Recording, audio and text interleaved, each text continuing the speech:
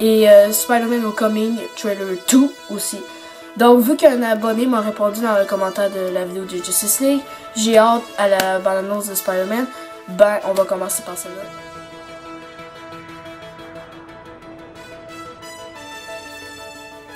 C'est avec 4 ans plus tard que je vous parle avec émotion et nostalgie de mon amour pour les films de super-héros, pour mon amour pour Spider-Man en vous faisant ma critique sur Spider-Man No Way Home.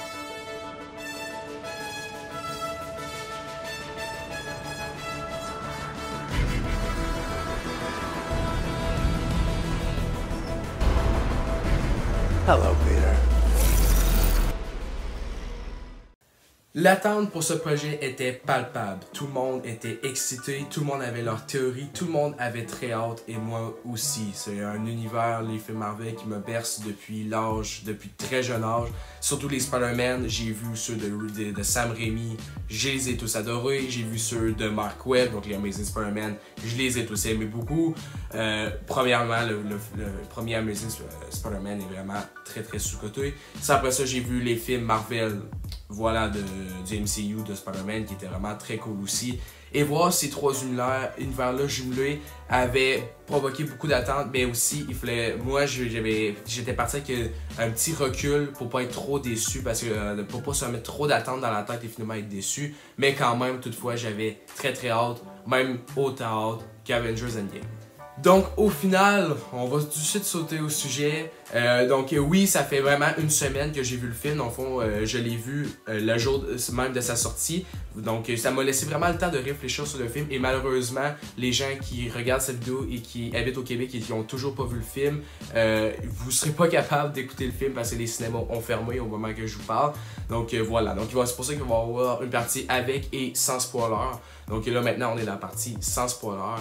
Et ce que j'en ai pensé du film, j'ai eu le temps de réfléchir et malgré tout, même si certains petits défauts se sont rajoutés, la vie globale reste la même. Spider-Man No Way Home était vraiment génial. Et j'ai vu beaucoup de critiques et je trouve qu'il y en a certains qui sont vraiment trop durs avec le film parce que c'était vraiment une belle ride émotive. Ce que je veux dire par ride émotive, c'est qu'on est passé par toutes les émotions devant ce film, que ce soit la joie, la tristesse, le bonheur, tout y est passé. J'ai revu toute mon enfance devant ce film-là et ça m'a vraiment ému énormément. Je trouve que le film est très bien écrit parce qu'on va vraiment développer le personnage de Peter Parker au max. On va essayer de le devenir adulte, on va lui faire comprendre plein de choses et c'est vraiment bien fait. On vit l'histoire avec Peter Parker et on essaie de s'attacher un peu à lui malgré que c'est Spider-Man et nous on est le public là, mais voilà, on crée un certain attachement parce qu'on sent vraiment qu'il va à une autre étape dans sa vie avant et après les événements du film d'aujourd'hui. Donc, un des gros défauts que j'ai entendu sur internet concernant le film, c'était les méchants, que beaucoup disaient « Ah, ils sont pas assez développés, ah, ils sont vraiment médiocres ». À la limite, le seul que je pourrais être d'accord, c'est Lizard et Sandman, les seuls que je trouve qui ont manqué un peu de développement, qui ont pas eu assez leur moment comparé aux autres, mais le reste, les méchants, je les ai trouvés superbes.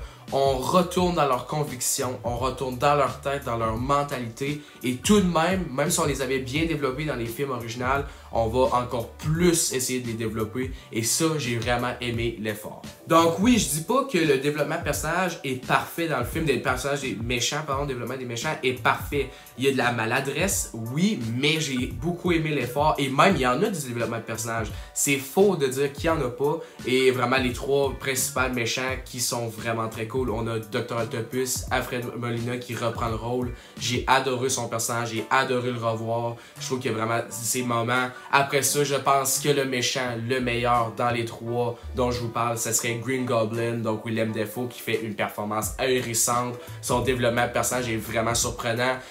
Il va créer beaucoup d'enjeux. C'est lui, je pense, qui va créer le plus d'enjeux dans le film. Et sinon, le troisième méchant que j'ai beaucoup aimé aussi, c'est Electro, donc joué par Jamie Foxx, qui est toujours aussi exceptionnel. Ouais, ce trio de méchants-là était vraiment bien écrit. Je trouve qu'on va vraiment essayer de développer encore plus un personnage, malgré que c'était déjà fait avec les films précédents. J'ai trouvé ça que c'était quand même très bien fait, pas parfait, mais très bien. Peut-être que je suis d'accord qu'on passe peut-être pas assez le temps pour les développer. Donc oui, peut-être j'aurais racheté un 15, peut-être même 20 minutes au film. Donc à place de faire durer 2h30, peut-être même 3h. Mais on est quand même satisfait du résultat que j'ai eu. Je pourrais essayer de faire tout revenir ces méchants-là dans un film de 2h30. Ça a été quand même bien fait, sans trop rusher, tant rien. Le temps était bon et je trouve qu'ils l'ont quand même bien réussi. C'était un gros défi. Et pour vrai, ça, je trouve qu'il faut donner le crédit au scénariste parce que c'est vraiment un très très beau défi.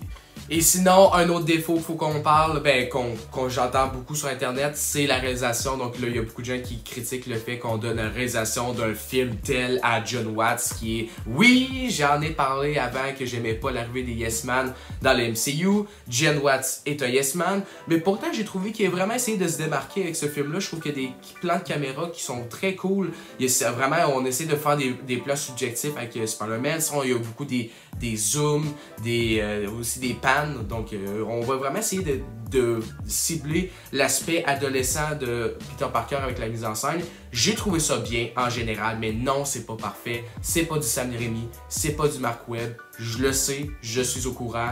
Mais malgré ça, la réalisation elle reste correcte. Les scènes d'action sont plaisantes à regarder.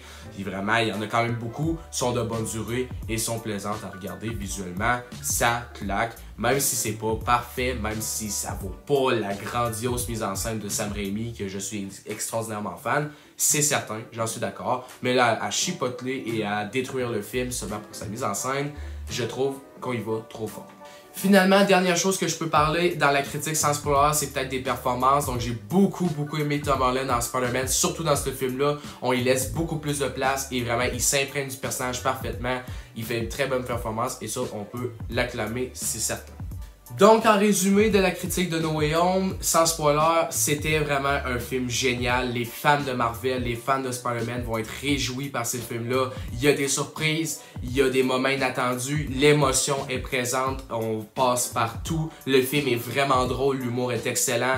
Les personnages sont vraiment très cool à voir et c'est pour ça que malgré tout, malgré les petits défauts, c'est pas un film parfait, mais mon cœur, lui, je donnerais un 5 sur 5 à No Way Home. C'était vraiment un des meilleurs films de cette année. J'ai vraiment été bercé par ce film-là. Je vais m'en rappeler toute ma vie.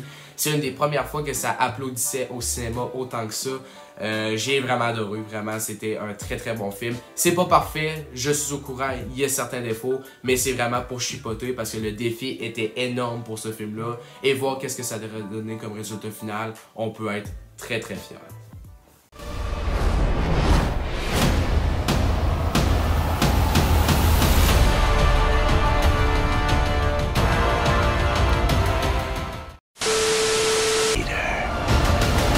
You're struggling to have everything you want.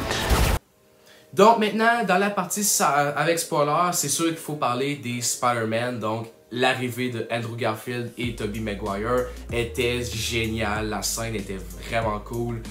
J'ai été ému, j'en ai même été ému par la joie. C'est vraiment quand on réalise que notre enfance un peu se colle dans un film. Et j'ai adoré la relation entre les trois Spider-Man parce que chacun se complète et ils vont beaucoup aider le développement de personnages à Tom Holland. Comme par exemple, quand Aunt May va mourir, bien Tom Holland va sortir vraiment la colère, tu sens aussi avec son acting qui est vraiment fâché. Mais tu sens que les trois Spider-Man, si les deux Spider-Man n'auraient pas été là dans le film pour aider Tom Holland, le personnage de Peter Parker, Tom Holland dans le film, il aurait fait vraiment des conneries. Et tu sens vraiment qu'ils viennent l'aider. Et aussi la connexion entre tous les Spider-Man, donc en enfant avec les blagues, avec les toiles organiques par exemple, que le Tobey Maguire est capable de faire, les autres sont pas capables. Donc dans le fond, ils se parlent un peu de ça. Je trouve qu'il y a des petits moments comme ça qui n'ont pas vraiment d'importance dans l'histoire, mais qui vont vraiment renforcer le lien entre les trois Spider-Man et vraiment que j'aime bien qu'ils se comprennent. Aussi, ça c'est vraiment le fun.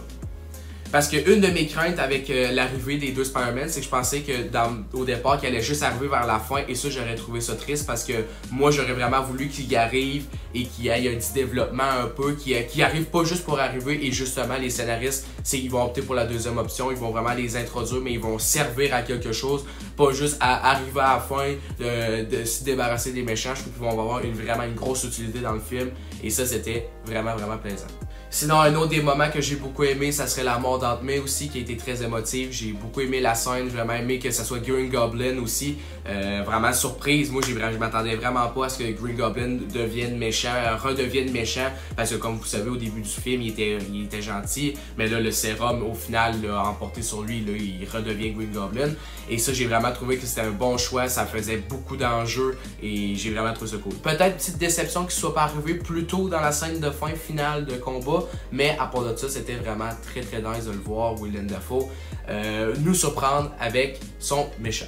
Sinon, un autre point que j'ai beaucoup aimé du film, c'est à la fin, chaque Spider-Man va avoir son moment avec son méchant, et c'est un peu là que tu réalises que les méchants, au final, à part Green Goblin, mais ils deviennent tous un peu gentils.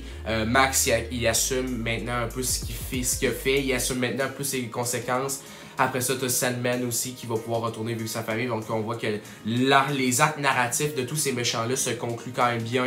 La rencontre avec Dr. Octopus et Peter aussi. Dr. Octopus qui est devenu gentil. Donc, les voir un peu se parler, c'était vraiment très beau moment. J'ai beaucoup aimé aussi le moment où est-ce que Peter va défouler sa rage sur Green Goblin. C'était un moment très intense et on s'est vraiment rempli de surprises. Donc, j'ai trouvé ça très cool. Un autre moment de la fin qui surprend aussi, c'est MJ, donc dans le fond, le sacrifice de Peter qui est que tout le monde se souvient plus de lui, et que même sa bien-aimée et Ned, son meilleur ami. Je trouvais que ça donnait une belle scène de fin, et c'est un peu à partir de ce moment-là que là, Peter, il upgrade, il devient un adulte. Donc j'ai vraiment aimé comment le film se termine. On sent vraiment que une époque est terminée. L'époque adolescente de Peter se termine. Là maintenant, l'époque adulte va commencer. J'ai vraiment hâte de voir la suite des choses. Si on peut parler des scènes post-credit rapidement, on a Venom. Probablement que Venom va faire son arrivée dans le MCU. Ça va être cool. Je sais pas si ça va être Tom Hardy qui va l'incarner. Ma théorie, c'est que ça va être un autre acteur qui va faire le Venom du MCU. Après ça, on a eu le teaser trailer de Doctor Strange Into the Multiverse of Madness, qui va être génial aussi, réalisé par le grand Sam Raimi. Tout se connecte, c'est génial. Donc bref, voilà, c'est terminé pour la partie avec spoiler, donc c'est juste pour justifier certains points, mais au final, ce que vous devez retenir de ma critique, c'est que j'ai vraiment adoré No Way Home. C'est un film que je trouve qui est un peu trop boudé, qui est vraiment très... Les gens sont en dire trop sévères sur le film à mon avis, mais laissez une chance au film. Pour elle, il y avait un gros défi derrière ce film-là, et je trouve qu'ils ont vraiment bien réussi. C'est un de mes films de super-héros préférés, je pense. Il est pas parfait, je suis au courant, mais objectivement, j'ai adoré. Non, c'est pas meilleur qu'Endgame. Endgame reste meilleur. Dark Knight reste meilleur. Il y a des gens qui partent en dire que No Way Home c'est meilleur que Dark Knight. Non, Dark Knight c'est meilleur, mais tout de même, il faut lui donner du crédit. Spider-Man No Way Home, c'était incroyable. Quel bonheur, j'ai été servi avec une grande assiette. Bref, voilà, c'est tout pour ma critique sur Spider-Man No Way Home. J'espère que vous avez aimé. Donc, si oui, n'oubliez pas de liker et de partager. Et pour ceux qui restent jusqu'à la fin, j'aimerais faire une petite annonce. Voilà, désolé d'être inabsent pendant un mois sur YouTube. J'ai beaucoup manqué de temps ces derniers temps, mais je vais revenir plus sur YouTube dans les prochains jours. Et aussi, je voulais vous faire une petite annonce que si vous voulez vous abonner à mon Instagram, je vais le mettre ici. Parce que sur mon Instagram, je mets des critiques à chaud de certains films que je rattrape ou que je vois au cinéma. Donc, il y a des films que je ne vais pas critiquer sur la chaîne, mais que je fais une critique sur Instagram. Donc, une petite critique. Comme par exemple, je l'ai fait avec West Side Story de Steven Spielberg, qui est pour moi un des meilleurs films de l'année aussi, mais qui n'aura pas de critique sur YouTube. Donc, voilà. Donc, ceux qui veulent des fois plus de critiques, plus de contenu, allez m'ajouter sur Instagram. Je fais quasiment des critiques à chaque fois que j'écoute un film. Je fais quasiment une petite story pour critiquer le film. Voilà. C'est tout pour moi. On se revoit bientôt. Ciao, ciao.